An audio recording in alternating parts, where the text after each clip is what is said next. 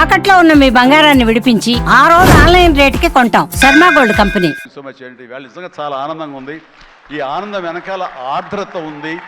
ఇక్కడ ఒక ఎమోషనల్గా ఒక డైలాగ్ మొన్న చాలా చూస్తుంటాను మీడియాలో, నా ఫ్రెండ్స్ పంపిస్తుంటారు. అందులో ఒక లేడీ అంది, ఇలాగ నిలబడితే చాలా ఆనెస్ట్గా కనిపించింది ఆవిడ.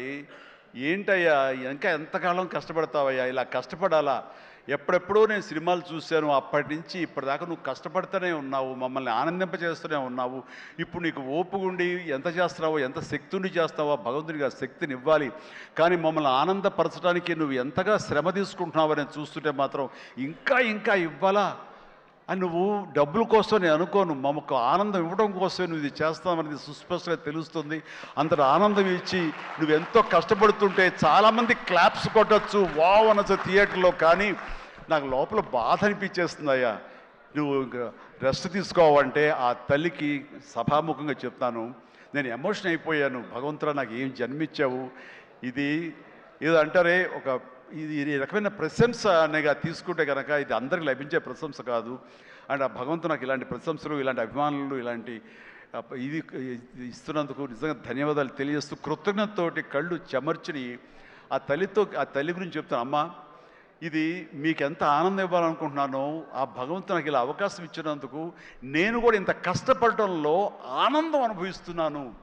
సెట్లో మీరు చూసినప్పుడు అంతటి ఎగ్జైట్మెంట్, అంతటి ఆనందాన్ని అనుభవిస్తుంటాను. అది ప్రాక్టికల్గా చూసిన వాళ్ళకి తెలుస్తుంది. కాబట్టి నేను ఏదో కష్టపడిపోతున్నాను, శ్రమిస్తాను అనుకోకండి, మీరు అలా అనుకోవద్దు అంటూ సభాముఖంగా నేను అవి చెప్పాల్సి వస్తుంది.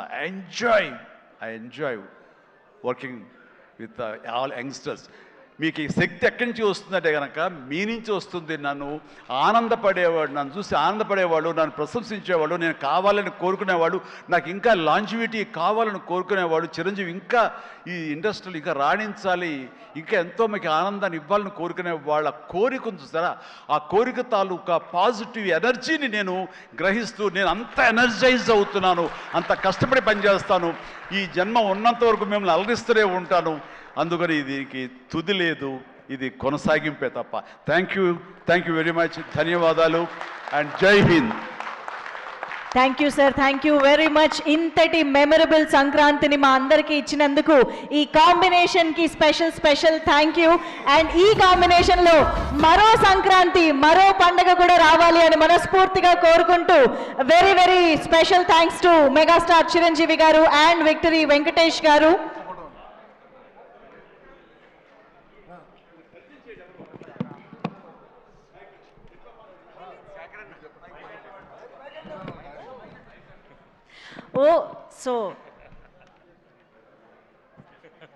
బ్రహ్మయ్య గారు, మన అనిల్ రావుపూడి బ్రహ్మయ్య గారు, అనిల్ రావుపూడి గారికి స్వయం తండ్రి గారు.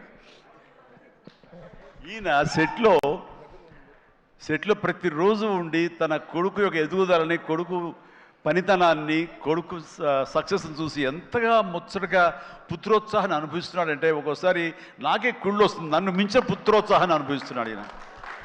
And wonderful. కష్టపడి ఒక డ్రైవర్గా, ఒక ఆర్టీసీ డ్రైవర్గా రేయింబవళ్ళు కష్టపడి కొడుకుకి మన ఎంఎస్ చదివించి అక్కడ కాదు కొడుకు ఇది ఇష్టం అంటే కనుక అటు తీసుకువెళ్ళి సినిమాలకు వెళ్ళమని ఎంకరేజ్ చేసి, అసలు సినిమాల్లో అనిల్ రావుపూడి చెడగొట్టిందే ఈ వ్యక్తి అండి. నాన్న చిరంజీవి సినిమా రిలీజ్ అయిన నాన్న 8 ఏళ్ళ కుర్రాడంటే, అరే పదరా అమ్మకి చెప్పరా వెళ్ళిపోదామని తీసుకెళ్ళి ఆ సినిమా చూసి, ఆ డ్యాన్సులు చూసి, ఆ వేసుకున్న బట్టలు ఏవైతే గ్యాంగ్ లీడర్ బట్టలు, ఇంకో బట్టలు ఆ బట్టలన్నీ అలాగే కుట్టించి టైలర్ దగ్గర కొడుకేసి, కొడుకు యానివర్సరీస్లో స్కూల్లో డ్యాన్స్ వేస్తుంటే చూసి ఆనందపడిపోయేటువంటి అల్ప సంతోషి, ఆనందపడేంత గొప్ప వ్యక్తి.